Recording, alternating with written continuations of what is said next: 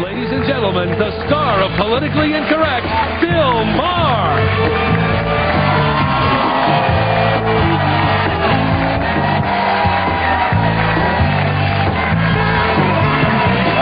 Thank you. Happy Valentine's Day. And let's meet our Valentine panel. She's an Emmy-winning former news anchor and the author of The Boyfriend Test, Wendy Walsh. Wendy. Welcome here. Thank you. Great on the handshake. Okay. She's a charming actress and star of Kate Brasher, premiering February 24th on another network. Mary Stuart Masterson. Mary. How you doing? Thank you, you too. The fine actress from Jerry Maguire and Boys in the Hood. She's she's one of the stars of Down to Earth in theaters everywhere this Friday. Regina King. How are you? Nice to meet you.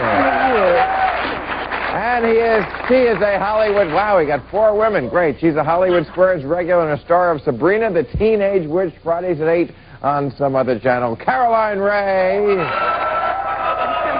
All right.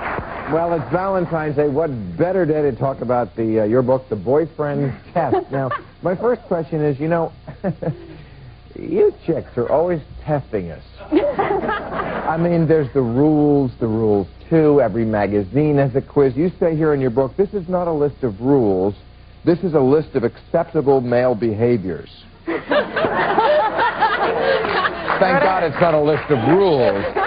And then you have score sheets, report cards. Just to make it fun, you know. Do you think it really benefits this battle of the sexes that we always have to be put to tests and rules? Are we that bad that we need a bunch of rules? The truth is, the nice guys would sail through this thing with an A+. This is a bad boy buster. No, we don't want nice guys. We don't want nice guys. This is not, by the way, about finding a boy toy, which, you know, is fine with me if that's what you're looking for. But if you're looking for a real boyfriend, someone with real boyfriend potential, then you might need a little help. Well, I always like seeing you with your big heart on. I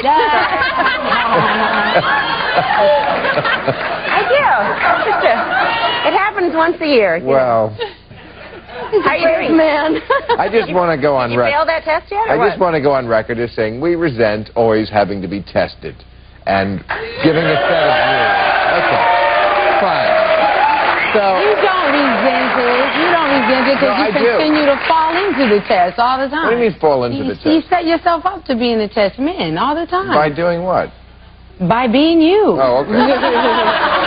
Well, there's that. I thought men liked competition. No? What does that do with competition? Well, a test is like a competition. Who can be like the best boyfriend? Now, I'd like to be tested. I would love somebody to come up with a test. You know what? It's so stupid. You don't get to choose who you love. So blah, blah, blah. Any guy who followed all your rules, you would immediately target a huge loser. In your mind, you would be saying, you know what? If he's following these rules, how popular or cool could he be? Yeah, but this is not about finding somebody to, you know, just have sex with on Friday night. This is about finding potentially the father for your child, someone who's going to hang out and reproduce with you and do those things, you know? I would like to know the name of the book about the sex on Friday night. Has that been written yet? I would like that one. How to Find a Boy Toy. Well, speaking of sex on Friday night, let me start with something where I agree with you.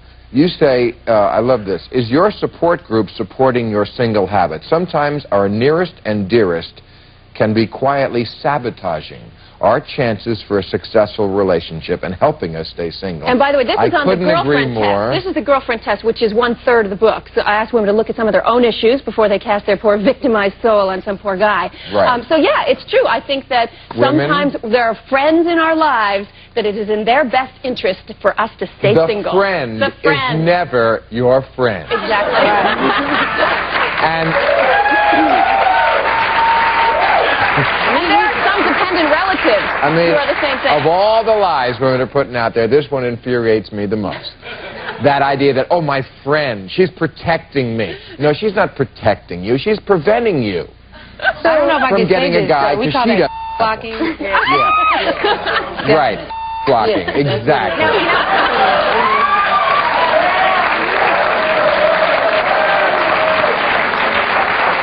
I have a question question. No, you meet these friends a lot? Oh, yes. Oh, yeah. I wonder why. Now, my friends aren't keeping me single. Married couples are keeping me single because they don't have sex, and I don't want to become one of them. That's what it is. The single friends encourage it. But don't you see? You look at your married friends and go, oh, God, no. But you're getting married. Eventually, sure. I thought you were actually getting married. No, I actually am. No, it's not like I'm just being hopeful. No, I have a fiancé. I just forgot. Well, how does that jive with what you just said? Because it's going to be a long engagement. That's all. It's going to be really long. That's all. You know a lot of married friends? Do you have a lot of married couples that are happy? No. No. And they are. Yeah, but you know, who says you're supposed to be happy all the time? Life's not about that. It's about sort of cruising through the valleys, down low and up, and sharing it with someone along the way. I was about to say, I'm happy. I'm married. You're happy? Well, come on, we get in spikes, but I'm happy, generally. You're content. By happy, I mean you're still having a lot of sex. I should clarify. No. That's what I mean. What did you say? That's what I mean. How long have you been married? You have to be having a lot of sex. A very blissful 9 months. No wonder. 9 months, and they said it wouldn't last. Yeah, it's You've been married I'm not 9 talking about the sex. I'm talking about the whole picture, the relationship, the cuddling. You know? That's so nice. Okay, and the sex is great, but that's not what I'm talking about. If the sex isn't great after 9 months, And, okay, you are 3 really years, in trouble. But, you know, when you get the 7-month itch. that's bad. We live in fast times. And by the way, Bill, sometimes there are dependent relatives that are also in a way, you know, because they don't want, sometimes, you know, as much as your mom thinks that she wants you to marry this doctor or lawyer or whatever, and they're keeping you from everyone else who actually might be a good mate for you. So there are all kinds of people in your life you have to look around and say, are they stopping me or helping me? And especially the girlfriends that love it when you're always in a heartbreak and just broken up, and they're like, come on, get back on the horse and ride it, let's go to the bars, have a drink, honey, it's okay. But then, God forbid, you meet a guy you really like, and then they're like, he's too nice for you. Exactly. So misery loves company is what you're saying. Exactly. Well, that's going a little too easy on the female gender. So you're saying we're all... Women, please, look, we will take on the onus of being dogs, but you are catty in a way we are not. So I don't accept that misery loves company is equal. No, women are haters way more than men are haters. We don't hate each other.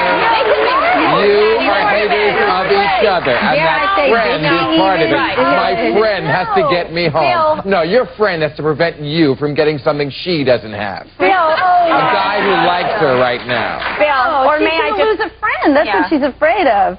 Bill, or may I call you But then she's not really a friend.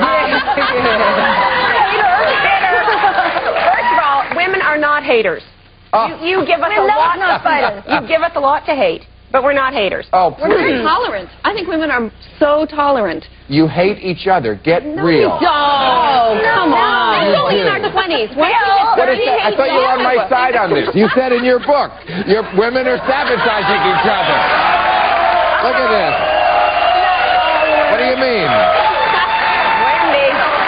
Is your support group quietly sabotaging your chances for a relationship? It's a question. Yeah, I'm asking people to ask themselves. Not everybody has a support group like that, but some women may, and that may be one of their issues with finding a real boyfriend. And some women that are like what you would call hating don't even realize that's what they're doing. Just like you said, some women it might be that they think they might lose a friend, or some women may really feel that they have your best interest at heart. No. No. If someone is going out with you and their friend says lose him, they're probably right, Bill. Okay? They're being a good friend. You know no, they're not. That might be your experience. No. You always actually. They're jealous. They're jealous. They're always just jealous. They cannot stand friend. them not having somebody even just come up to them and say hello. If a guy comes up to you, and if I say hi, how you doing, but not to you, you hate me. No. We have to take a break. We'll be right back.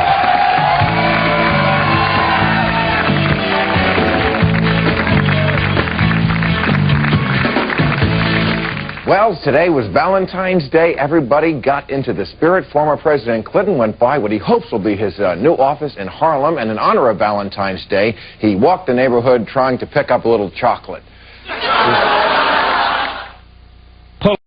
mayor, Rudy Giuliani, he may be trying to block Bill Clinton from moving into his new office in Harlem, which would be a shame. It's just 2 blocks away from the Apollo Theater, and Clinton could MC some of the shows. I can see it now. An evening with DMX, TLC, and DNA. Okay, let me read from your book, The Boyfriend Test. Wendy, you're talking about sex, and you say to the women, I assume, this is your body, your domain, your kingdom, and you as the queen can decide who enters, by which gate, and how far into your court he'll be allowed. Can I just say, there's really only one gate of choice. I got to just set that straight. There's actually a bunch of gates. Personally, yeah. There's only the one. Use the front gate, if you don't mind. Okay. A little problem. Yeah. But that's your opinion. The truth is there are very many gates. Very many gates. I think deliveries. And the delivery. In the back, period. That's it. No. Nothing. I love Sex and the City, but I think that's a big myth they put out there. Okay. Anyway, go ahead. My question is, from that statement, I would assume that sex is all about power. For us, it's about pleasure.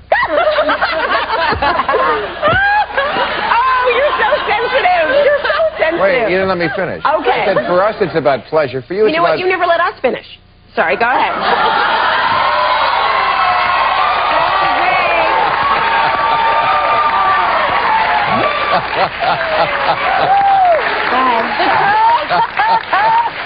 The truth is, sex is about both those things. It's pleasure and it's power at the same time. It's both a power struggle. For us, it's just about pleasure because we don't have the power. For you, it's about pleasure and power. You don't have the power. Hello, somebody swinging in the gate. Hello. It's not, you know. We don't have the power. You don't because we can say, eh? Yes. But so can you. How good is that going to work? Right. Yeah, you're in charge of your gate, too. Yeah. When was the last time in a bar a guy went, you know what, I'm not going home with you. I'm not going to have sex with you tonight. Believe it or not, there are men out there who still attach emotions to the sexual acts. There are a few of them around there, and I talk to them from time to time. They're fascinating creatures. That has nothing You're in a zoo now, Bill. You can visit them. That has nothing to do with what you're talking about here and what we're talking about here. Okay, wait. Well, what do you think? Sex is for power or pleasure? Let's take a little poll. Power or pleasure? Both. Both? Both. Completely for pleasure, unless you're dating, and then sometimes it's about power. We're talking about dating right now. It's about chores. Let me just tell you, okay? It's about getting things done around the house. That's what it's down to, okay? If you do this, I will do that. And you know what? It's a barter system. And you know what? Incoming sperm is the most productive. It's very pleasurable. But vacuuming is pleasurable. Oh, we don't call it that, but I know what you're talking about. But, I mean... No, but it's true. There's a lot of times, especially when you're married, and you do give your husband some, they will do things that they wouldn't have done if you didn't. Right. Just to let you know in 9 months in marriage. Someone did write in our wedding book advice that if I asked for anything, I should always give him first. So I thought that's after. You give after. Here I am thinking of every metaphor. You come up with vacuuming and then just... Well, you okay. All righty. You said... But ladies, is this really any way to live? Any way to treat the man in your life? That's not how we live. If it's about pleasure for you, then why would you care? Why would it matter? You're getting off? What? Getting off for a price. It always has to be attached to a price. But it doesn't matter, though, because... Well, apparently it does, according to you. That's what the price is, emotional connection. All I'm telling women... Whoa, emotional. I heard about cleaning up. Right. Wait. I heard about if I give it to him, then he'll clean up. And I also say in the book that incoming sperm is the most productive around the house. You know, outgoing sperm is far too disgruntled, and complacent sperm that's there... I heard it's good for your skin, but I didn't know it could clean stuff. I don't know. We're learning things here today. It's true. Incoming sperm, you can get them to hang your picters, fix that hose on your dryer, that leaky tap. Get them. Because they're trying to capture you, Bill. I mean, wait a second. Do you ever just give sex just because you like the person? Oh, yeah. Definitely. Doesn't sound like it to me. Definitely. Sounds like it always has to have a price to it. Courtesy. I don't understand. Oh, a courtesy. Thank you. Wait a second. Hold on a second. The only thing, let me ask you something. You think that delaying gratification is akin to a woman holding her power over a man. Is that right? Well, you guys are already married, and you were talking about... No, I don't believe in any of that. I like sex for the sake of lovemaking. I don't care about the power stuff. But so I was lying, or whatever. But I'm asking you, what do you think is like, if you delay gratification, is that not enjoyable too? Isn't that kind of a turn on sometimes? I think if a You can woman actually have really better sex later. I think if a woman is really confident, she does not have to use sex as a bargaining chip. I agree. Well, but that doesn't happen much. Oh, really? No, Yeah. I actually think, I think more women put out and then regret it later. But I think that more women there's a give the difference. courtesy and then regret it later. You know what? She said fuck and she said but there's no way you can okay? No way. I have to take another commercial. Join us tomorrow when our guest will be actor-director Tim Robbins, Secretary of Energy Bill Richardson, actress Beth Littleford, and political analyst Angela McGlowan. In honor of Valentine's Day today, 50 couples in New York got married on top of the World Trade Center. About half of them said it's the best way to celebrate Valentine's Day, and about half of them said it's the best way to avoid being deported.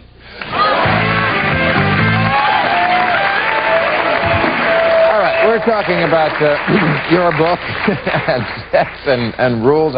You say dating sex is different. Dating sex is different. Right. You say dating sex, expect him to get the warm towel to clean up, cuddle you for as long as you need, and sleep on the wet spot. But, No, he doesn't. She does not say that. I'm reading it right here in the book. Dating sex. Yes. It doesn't happen once you've, been monogamous for a long period of time, but this is a guy, as a peacock showing his feathers, trying to impress you with how great it is. What happens afterwards? No, I find more that a married man does that more than... Oh, really? Yeah, definitely.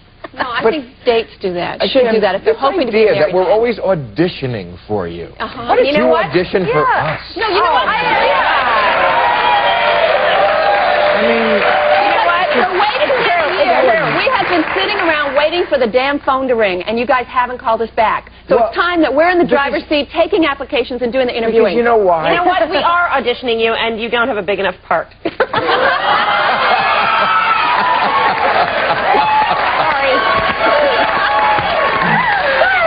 You are on fire today. Oh, yeah. But, because the thing is, like I said before, because the nice guy is the guy who plays by your rules isn't the guy you really want. You all have a VIP list. You do Let's want get him. real. You just want the mean one on the side. You all have a VIP list. Some guy, I don't care if it's, Sean Connery or Tom Cruise, now that he's single, or Brad. But there's a VIP list, guys who will cut right through all this and go right to the head of the bed without any of your rules. So now you're talking about money. We're not talking about I'm just saying. We cut through a lot What's your ultimate hall pass? Who would you, in a heartbeat?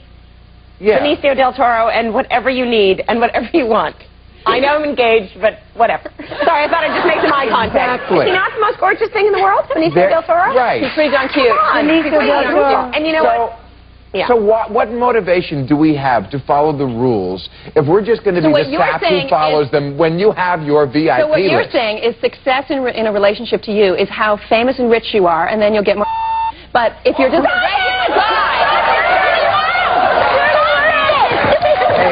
I went to all girls school. Mary Stuart, Catholic name. Come on. I went to girls' school too. We went to girls' Catholic school. We were That's where I learned to play. Go, no. Okay? Stop. Healthy mouth, that one. Jeez. Sorry. Speechless. Right. I haven't had this much filth on the show since we discussed the Star Report. Don't go there. Remember the good old days. Is there anyone you'd let your husband sleep with besides you? Anybody who he didn't have an emotional connection with. You'd let him have sex with somebody Like, who didn't? someone told me recently that there's a massage therapist that comes and finishes the job, and when I was home breastfeeding and exhausted and unable to do my, girlfriendly duties, I would have called that woman up in a heartbeat if I had her number. Yeah, she finishes, but she's like, But you said in your book that you wrote this... I would let my boyfriend have sex with one woman, Janet Reno. And only one. I would let my husband sleep with George Bush because he never would, so. Yeah. I think the W is for, wow, I can't believe I got away with that. But anyway, go ahead. But you said in your book, you wrote this because at one point you gave Dennis Rodman your number, right? He gave me his out with number, him. actually. He gave me his number. Well, we sucked face for a little while in the late night. It's a long Why story. does everybody tell? Why does everybody Dennis Rodman kisses tell? Was he a good kisser? Was he good? He was. He must be. Everybody talks about was, it. but you know what it was? You know, You he's kissed disgusting. Dennis Rodman in a bar, and then we're supposed to read your book.